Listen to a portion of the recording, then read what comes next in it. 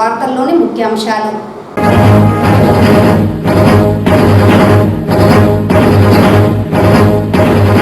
బీసీలను vote bank రాజకీయాలకు వాడుకున్న పార్టీ టీడీపీ.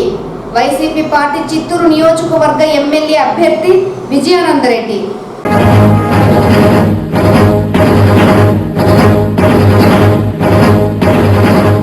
ఎన్నికల విధుల్లో పాల్గొంటున్న ప్రభుత్వ ఉద్యోగులకు పోస్టల్ బ్యాలెట్ సౌకర్యం కల్పించడం జరుగుతుంది. జిల్లా కలెక్టర్ షణ్మోహన్.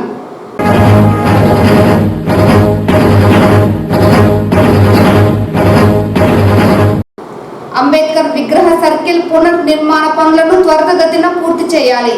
ఇంజనీరింగ్ విభాగం అధికారులను ఆదేశించిన కమిషనర్ అరుణ. వార్తల్లోని వివరాలు. బీసీలతో ఓటు బ్యాంక్ రాజకీయాలు చేసిన పార్టీ తెలుగుదేశం పార్టీ అని చిత్తూరు వైఎస్ఆర్ కాంగ్రెస్ పార్టీ అసెంబ్లీ నియోజకవర్గ అభ్యర్థి ఎంసీ విజయానందరెడ్డి అన్నారు. బుధవారం చిత్తూరులోని ఓ ప్రైవేట్ ఫంక్షన్ హాల్లో బీసీ సంఘాల ఆత్మీయ సమావేశం జరిగింది. ఈ సందర్భంగా విజయానందరెడ్డి మాట్లాడుతూ వెనుకబడిన తరగతుల అభ్యున్నతికి పాటుపడిన పార్టీ తెలుగుదేశం పార్టీ అని ప్రగల్భాలు చెప్పి బీసీలను ఓటు బ్యాంకుగా వినియోగించుకుంటున్న టీడీపీ అధినేత చంద్రబాబు నాయుడు బీసీలకు చేసింది శూన్యమని అభివర్ణించారు. రాష్ట్రంలో కులానికి ఒక కార్పొరేషన్లు ఏర్పాటు చేసి బీసీలకు సముచిత స్థానం కల్పిస్తూ మంచిని నేతలుగా ఎదిగే అవకాశం కల్పించడంతో పాటు 66 కార్పొరేషన్లు ఏర్పాటు చేసి డైరెక్టర్లుగాను చేసిన ఘనత వైఎస్ఆర్ కాంగ్రెస్ పార్టీ అధినేత వైఎస్ జగన్మోహన్ రెడ్డికే దక్కుతుందని పేర్కొన్నారు. వైఎస్ఆర్ కాంగ్రెస్ పార్టీ అధికారంలోకి వచ్చిన అనంతరం బీసీలకు ప్రాధాన్యత పెరిగిందని తెలిపారు. చట్టసభల్లో బీసీలకు సముచిత స్థానం కల్పిస్తూ స్థానిక సంస్థలు ఎమ్మెల్యేలుగాను సీట్లిచ్చి గెలిపించుకున్న ఘనత జగన్మోహన్ రెడ్డికే దక్కుతుందని తెలిపారు. అలాంటి పార్టీకి బీసీలందరూ వెన్నుదన్నుగా ఉండి జగన్మోహన్ రెడ్డిని ముఖ్యమంత్రి చేసుకోవాలని పిలుపునిచ్చారు. ఈ కార్యక్రమంలో బీసీ సంఘం నాయకులు రావూరు ఈశ్వర్రావు, మొదలియార్ కార్పొరేషన్ డైరెక్టర్ జ్ఞాన జగదీష్, బీసీ సంఘాల నేతలు తదితరులు పాల్గొన్నారు. బ్రహ్మాండమైన ప్రీమియం సెంటర్లకంతా ఇక్కడి నుంచే బైపాస్ రోడ్డు ద్వారా కనెక్టివిటీ రోడ్లు. ఇన్ని వసతులున్న ఊరు అభివృద్ధి కాలేదు, అడిగారిపోతా ఉందంటే కారణం పాలకుల యొక్క నిర్లక్ష్యం సమాముఖంగా తెలియజేస్తున్నా. ఇక్కడ ప్రభుత్వంతో మాట్లాడి ఒక 50 నుంచి 100 ఎకరాలు కంటైనర్ యార్డ్ పెడితే, కంటైనర్ యార్డ్ అంటే కస్టమ్స్ ఆఫీస్ ఇక్కడ సెంట్రల్ గవర్నమెంట్ తో మాట్లాడి కస్టమ్స్ ఆఫీస్ పెడితే ప్రతి విదేశీ ఎగుమతి దిగుమతులన్నీ ఇక్కడే డంపై స్టఫింగ్ చేసి దాని తర్వాత ఎగుమతులు అవుతారు. అప్పుడు ఏమవుతుందంటే మనకు దాదాపు తద్వారా 3-4 వేల మంది ఉద్యోగ అవకాశాలు ఏర్పడతాయి. ఎప్పుడైతే మనం చెప్తే ఇక్కడి నుంచి 150 కిలోమీటర్లకు 3 పోర్టులు ఉన్నాయి. ఈ 3 పోర్టులకు ఇటు చెన్నై, ఇటు బెంగళూరు, ఇటు చూస్తే కోలార్ దగ్గర కూడా సెట్ ఉంది. వీటన్నిటికీ ఎగుమతులు కావాలంటే వాళ్ళైతే మంగళూరు పోవాలా, మనమైతే కృష్ణపట్నం పోవాలా. ఇక్కడ గ్రానైట్ ఉంది, జ్యూస్ ఫ్యాక్టరీ ఉంది, కృష్ణగిరి వరకు జ్యూస్ ఫ్యాక్టరీ ఉంది. ఇటు చుట్టుపక్కల ఎక్కడ కానీ పోర్టు కనెక్టివిటీకి సంబంధించి యార్డ్ అనేది లేదు. ఉన్నదల్లా చెన్నై సిటీలో ఉంది. సిటీలో అస్తవ్యస్తం సౌకర్యాలు లేవు. అటువంటిది ఎక్స్ప్రెస్ హైవే కనెక్టివిటీలు మనకు ఉన్నాయి కాబట్టి సెంట్రల్ గవర్నమెంట్ తో వెళ్ళి మన ఎంపీ గారి దగ్గర బుద్ధరెడ్డి గారి దగ్గర కూడా నేను మాట్లాడాను. తను కూడా మంచి ఐడియా ఇదని చెప్పారు. తను కూడా కొంత సూచనలు సలహాలు ఇచ్చారు. దీని మీద ఇది కానీ ఒక్కటి కానీ సక్సెస్ అయితే దానికి మనం తెలుగు చూసుకునే పనిలా. ఎందుకంటే దాని తర్వాత ఇండస్ట్రియల్ గా ఎవరైనా పెట్టుబడి పెట్టాలంటే బెంగళూరులో పెట్టి అక్కడ 10 కోట్ల రూపాయల ల్యాండ్ వాల్యూ, అక్కడ జీతం 50,000 చేసే వ్యక్తులు ఇక్కడ 1 కోటి రూపాయల ల్యాండ్ వాల్యూతో 30,000 రూపాయల జీతానికి చేస్తారు. అక్కడి నుంచి పోర్టుకు రావాలంటే కృష్ణపట్నంకి రావాలా. ఈ 200 కిలోమీటర్ల ట్రాన్స్పోర్టింగ్ డబ్బులు కూడా ఇక్కడ కానీ ఇండస్ట్రీ పెడితే వాళ్ళకి మిగులుతుంది. ఇట్లా ఒక్క యార్డ్ అనేది ఒక్కటి వస్తే, కంటైనర్ యార్డ్ అనేది ఒక్కటి వస్తే అనేక రకమైన ఇండస్ట్రీలు రావడానికి అవకాశాలు ఉంటాయి, ఐటీ రావడానికి అవకాశాలు ఉంటాయి. 25-30 కాదు 50,000 ఉద్యోగ అవకాశాలు వచ్చేది కూడా అవకాశం ఉంటుంది. ప్రతి ఒక్కటి పాసిబుల్. ఏదైనా కానీ 0 నుంచే ప్రారంభమవుతాది. ఒక్కసారిగా 100 కలదు. సున్నా నుంచి ప్రాబ్లం అయితే 1, 2, 3, 4 ఇట్లా వెళ్తారు కానీ ఒక్కసారి 100 ఏది కాదు. కాబట్టి మనం చేసే పనిలో నాణ్యత ఉంటే, సంకల్పం గొప్పదైతే సాధన సునాయాసం అనే సభాముఖంగా నేను తెలియజేసుకుంటున్నా.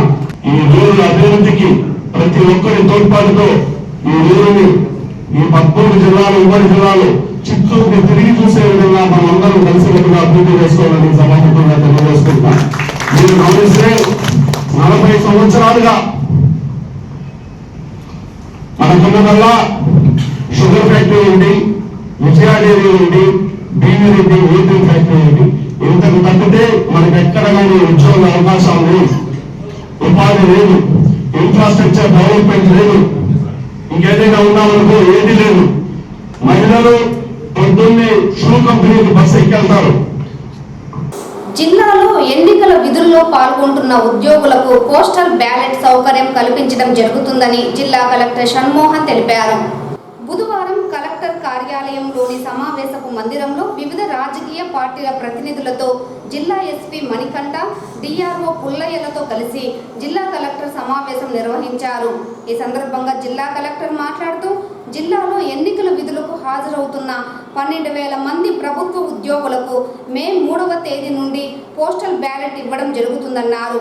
ఈ నెల 12న ర్యాండమైజేషన్ నిర్వహించనున్నట్లు, తద్వారా పీఓ, ఏపీఓ, ఓపీఓలకు పోలింగ్ రోజున వారు పనిచేయవలసిన నియోజకవర్గం కేటాయించబడుతుందని, సంబంధిత ఆర్ఓలు నిర్వహించే శిక్షణ కార్యక్రమాలకు వీరు హాజరు అవుతారని తెలిపారు.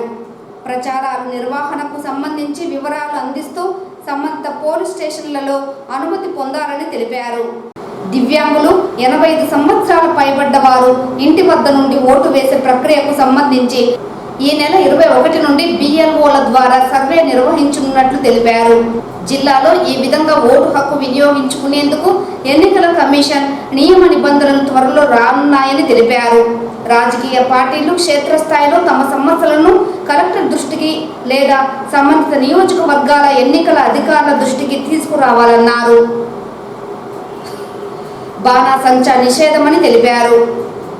జిల్లా ఎస్పీ మణికంఠ మాట్లాడుతూ వివిధ రాజకీయ పార్టీల వారు ప్రచారం గురించి సంబంధిత పోలీస్ స్టేషన్కు ముందస్తు సమాచారం అందించాలని, తద్వారా వివిధ పార్టీల వారు ఒకే ప్రాంతంలో ఒకే సమయంలో ప్రచారం నిర్వహించుకోకుండా తగిన సమయం సంబంధిత పోలీస్ అధికారులు ఇవ్వడం జరుగుతుందని అన్నారు. జిల్లాలో ఎన్నికలను ప్రశాంతంగా నిర్వహించేందుకు 7 కంపెనీల ప్రత్యేక దళాలు రావడం జరుగుతుందని అన్నారు. సమస్యాత్మక ప్రాంతాలలో నిరంతరం పరిశీలనతో పాటు పెట్రోలింగ్ కూడా నిర్వహించడం జరుగుతుందని అన్నారు. రాజకీయ పార్టీలు ఇంటింటి ప్రచారానికి సంబంధించి ఎన్నికల సంఘం నుంచి తగు ఆదేశాలు రావాల్సి ఉన్నదని, సమస్యాత్మక ప్రాంతాలలో రాత్రి వేళల్లో పెట్రోలింగ్ వ్యవస్థ నిర్వహించడం జరుగుతున్నదని, జిల్లాలో ప్రశాంత వాతావరణంలో ఎన్నికల నిర్వహణకు సమిష్టిగా పూర్తి సహకారం అందివ్వాలని అన్నారు. ఈ కార్యక్రమంలో బీజేపీ ప్రతినిధి అట్లూరి శ్రీనివాసులు, కాంగ్రెస్ ప్రతినిధి పరదేశి, సిపిఎం ప్రతినిధి గంగరాజు, సయ్యద్, వైఎస్ఆర్సీపీ ప్రతినిధి ఉదయ్ ప్రతాప్, టీడీపీ ప్రతినిధులు సిఆర్ రాజన్, సురేంద్ర కుమార్, గోవింద యాదవ్, రాజేష్ తదితరులు పాల్గొన్నారు. నగరంలోని దర్గా కూడలిలో జరుగుతున్న ఇంజనీరింగ్ పనులను కమిషనర్ అరుణ బుధవారం పరిశీలించారు. అంబేద్కర్ విగ్రహం ఉన్న సర్కిల్ పునర్నిర్మాణ పనులను తనిఖీ చేశారు. పనులు జరుగుతున్న తీరును పరిశీలించి అధికారులకు పలు సూచనలు చేశారు. పనులను వేగంగా పూర్తి చేయాలన్నారు. గ్రీనరీ పెంచడంపై అధికారులతో చర్చించారు.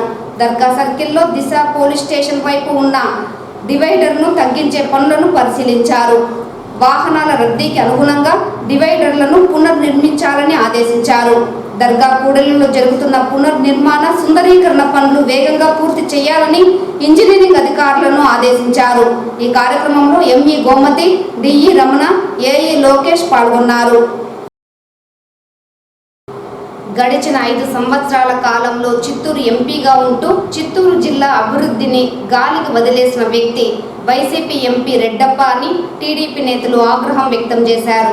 ఈ సందర్భంగా టీడీపీ రాష్ట్ర అధికార ప్రతినిధి సప్తగిరి ప్రసాద్ మాట్లాడుతూ తెలుగుదేశం పార్టీ ఎంపీ అభ్యర్థి దగ్గుమల్ల ప్రసాదరావుపై వైసీపీ ఎంపీ అభ్యర్థి రెడ్డప్ప అనుచిత వ్యాఖ్యలు చేస్తే పరిణామాలు తీవ్రంగా ఉంటాయని హెచ్చరించారు.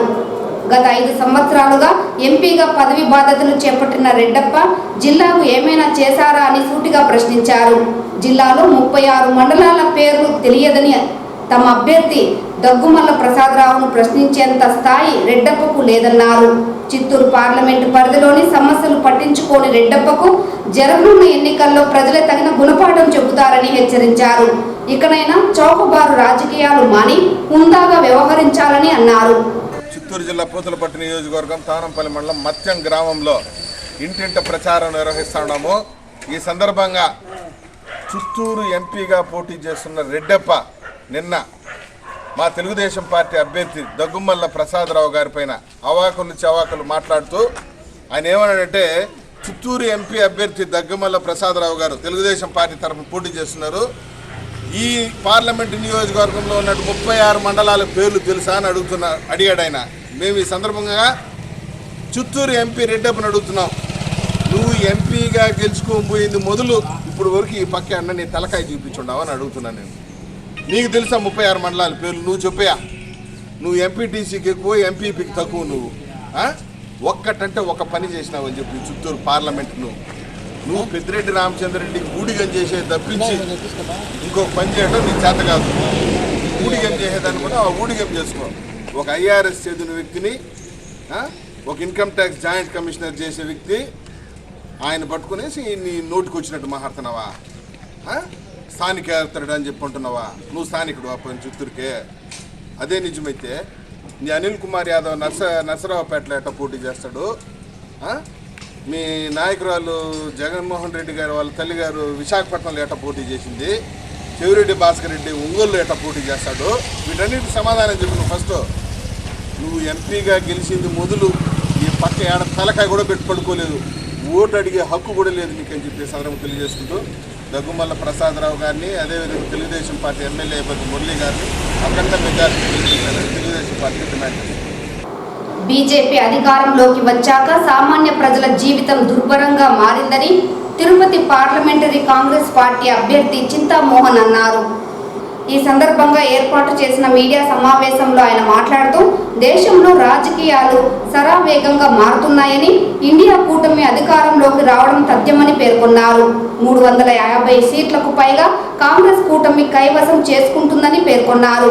అలాగే రాష్ట్రంలో వైసీపీ ప్రభుత్వం పట్ల ప్రజల్లో తీవ్ర వ్యతిరేకత వచ్చిందన్న ఆయన చంద్రబాబును రాష్ట్ర ప్రజలు నమ్మే పరిస్థితి లేదన్నారు.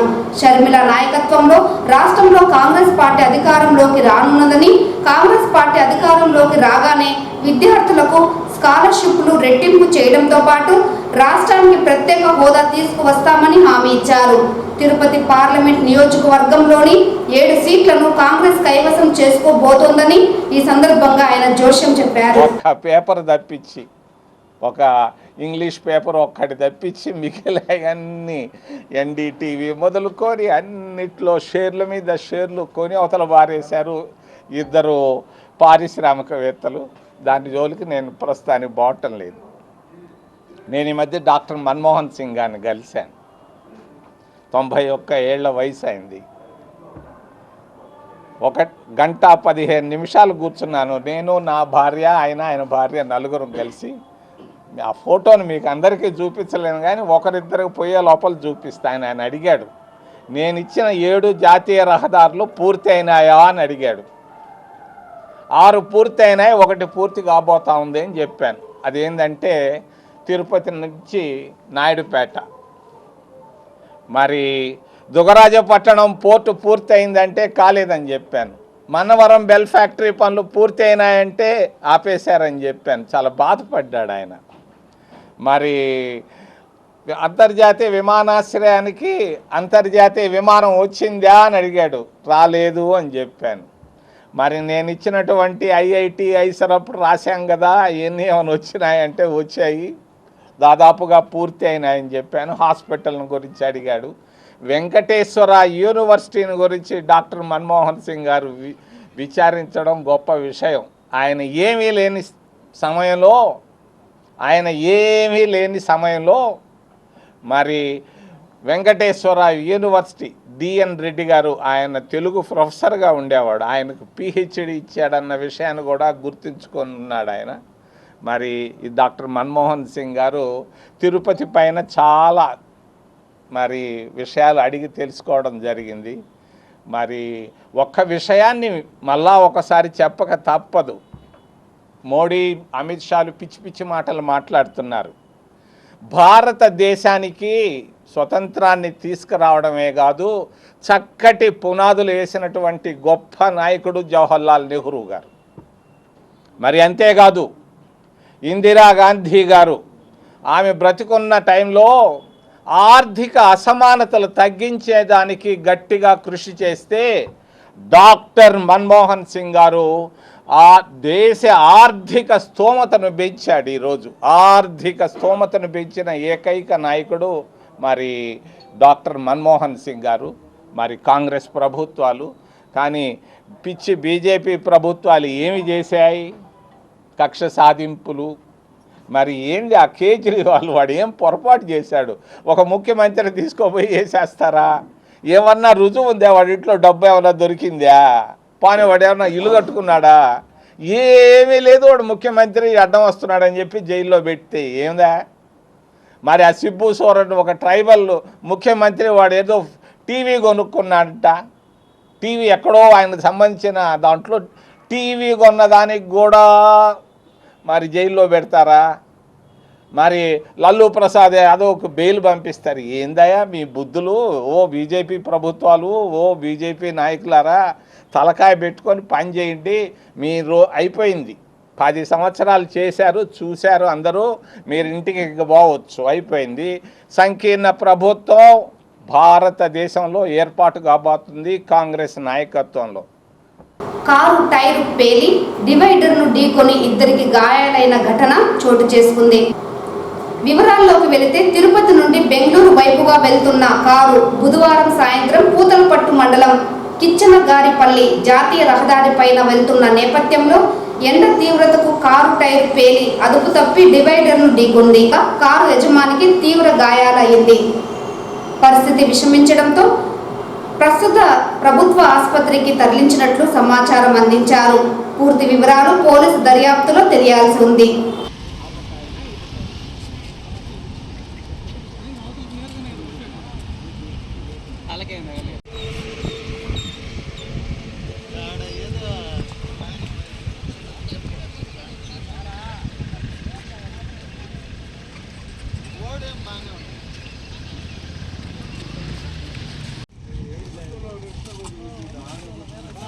ఈ వార్తలు ఇంతటితో సమాప్తం. నమస్కారం.